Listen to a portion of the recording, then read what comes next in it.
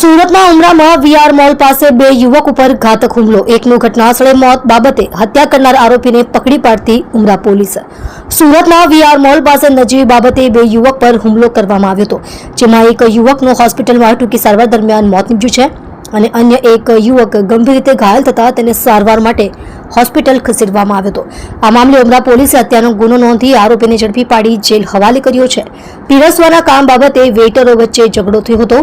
શહેરના ડુમસ રોડ ઉપર આવેલા વીઆર મોલ સામેથી રિક્ષામાં જતા બે સગા ભાઈઓ ઉપર સાથે હોટલમાં કામ કરતા અન્ય વેઇટરે કરેલા હુમલામાં અભિષેક નામના વેઇટરનું ઘટનાસ્થળે જ મોત થયું હતું. પોલીસે બનાવ અંગે હત્યાના ગુનામાં સંડોવાયેલા અવિનાશની ધરપકડ કરી છે. ઉમરા પોલીસના જણાવ્યા મુજબ મગદલ્લા રોડ સ્થિત શિવમ કિચન હોટલમાં કામ કરતા અવિનાશ, અભિષેક વચ્ચે પીરસવાના કામ બાબતે ઝઘડો થયો હતો.